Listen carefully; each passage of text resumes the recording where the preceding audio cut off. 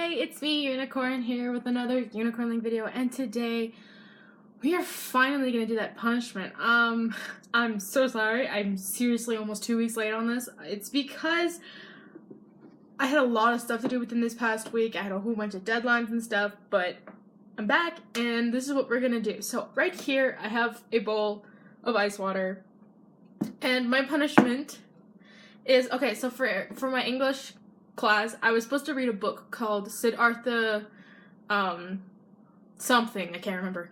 It's about a guy who is not the Buddha from like that started Buddhism. No, he's someone who's trying to find enlightenment.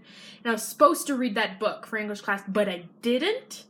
So, as my punishment, I'm kind of doing a two punishment. I'm reading, not the full entire book because that would take a long time, but I'm going to read a summary of the book, which is fairly long, whilst my hand having to be inside of this ice bowl.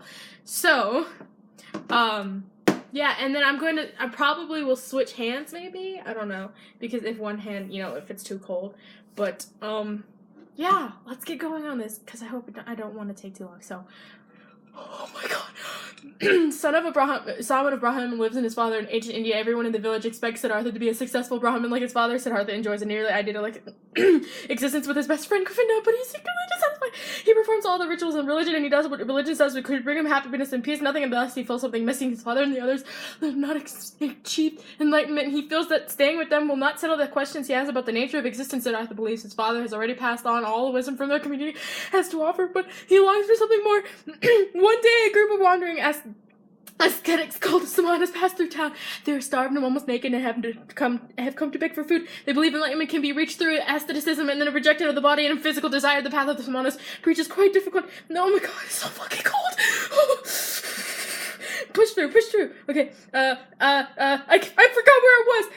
Rejection of the body, the path of the Samanas preach is quite different from the other Siddhartha has been taught, and he believes it may provide some of the answers he looked for. He's decided to follow his new path. Siddhartha's father does not want him to join the Samanas, but he cannot dissuade Siddhartha. Govinda also wants to find a path to enlightenment. He joins Siddhartha in his new life. Siddhartha adjusts quickly to have the weights of Samara. Because of the patience and discipline he learned from tradition, he learns how to free himself from the traditional trappings of life and loses his desire for property, clothing, sexuality, and sustenance, except for the required to live. He's close to finding enlightenment by enlightening himself, and he successfully renounced the pressures of the world.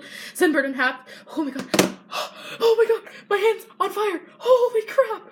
I have to switch hands. Oh my god! It's so cold. Sunburned, half-starved Siddhartha soon ceases to resemble the boy he used to be. Govinda is quick to praise the Samanas and notes the considerable moral and spiritual improvements of both have achieved since joining Siddhartha. However, still dissatisfied, the path of self-denial does not prove a permanent solution for him. He points out that oldest Samanas have lived a life for many years but have yet to attain spiritual enlightenment. The Samanas have been unsuccessful as the Brahmin Siddhartha and Govinda left, and at this time Siddhartha and the other Samanas began to hear, oh my god, my hand is red. And the other Samanas begin to hear about a holy man named Gautama the Buddha who has attained the total spiritual enlightenment called Nirvana. Govinda convinces Siddhartha that they both should leave the Samanas and seek out Gautama. Siddhartha and Govinda inform the leader of the Samanas to their decision and leave. The leader is clearly displeased, but the Siddhartha is sensitive with the most magical hypnotizing case. Siddhartha oh my god, it's so cold. Can't control. Oh my god. Are taken in. Siddhartha initially pleased with Gautama, and he is given art instructed of the Eightfold Path, the four main points and other aspects of Buddhism. However, the Govinda is convinced to go join Gautama and follows. Siddhartha still has doubts. He has noticed a contradiction in Gautama's teaching. Siddhartha questions how one can embrace the unity of all things that Buddha asks if they are also being told to overcome the physical world. Siddhartha realizes Buddhism is not to give him the answers he needs. Suddenly, he leaves Govinda behind and begins to search for the meaning of life, the achievement of which he feels does not depend on religious instruction. Siddhartha decides to embark on the life of free meditation and spiritual quest that is pursuing, and instead of learning from the pleasures of the body that the material world. In his wandering, Siddhartha meets a friendly ferryman. Fully content with his simple life, Siddhartha crosses the ferryman's river and comes to a city. Here, a beautiful courtesan named Kamala trances him. He knows she would be the best one to teach him about the world of love, but Kamala will not have him unless he proves he fit in the material world. She convinces him to take up the path of a merchant with her. Siddhartha soon finds employment. Oh my god, my hand's shaking. Oh my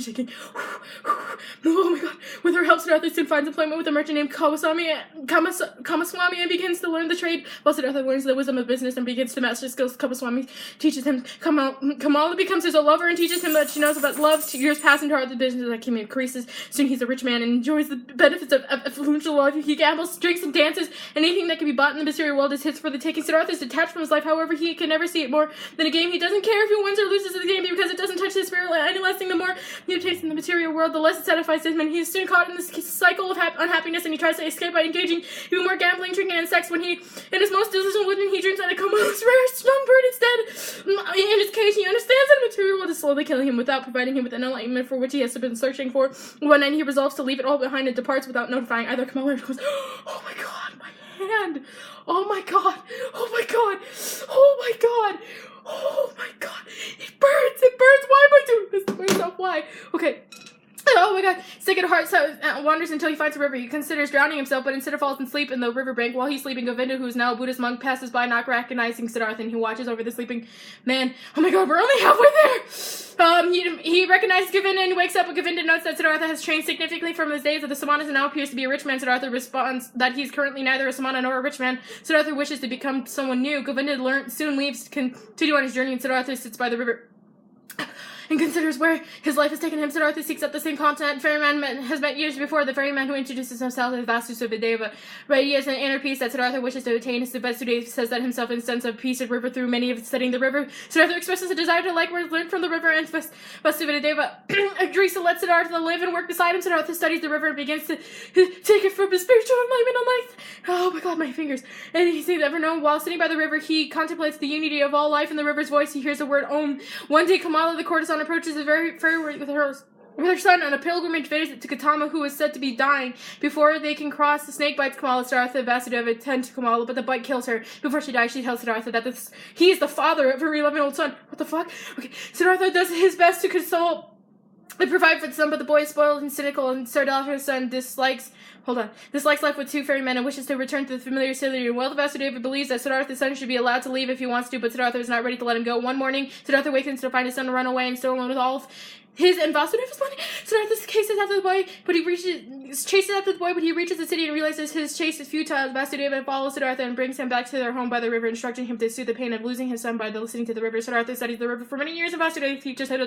Siddhartha had to learn many secrets of the river. As it contemplating the river, Siddhartha has a revelation. Just as the water of the river flows into the ocean and it returns by the rain, all forms of life are interconnected with the cycle of beginning or end. Birth and death are all part of a timeless unity. Life and death, joy and sorrow, good and evil, and all parts of the good are the parts of holiness that should understand the meaning of life. But the time Siddhartha has learned all by the river lessons, Vasudeva announces that he is through with his life, and that the river he retires into the forest, leaving Siddhartha to be the ferryman. The novel ends with the Govinda returning to the river to seek enlightenment by meeting the wise man who lives there. When Govinda arrives, he does not recognize that the wise man is Siddhartha himself. Govinda is still a follower of Gautama, but has yet to attain the kind of enlightenment that Siddhartha now radiates, and he asks Siddhartha to teach him what he knows.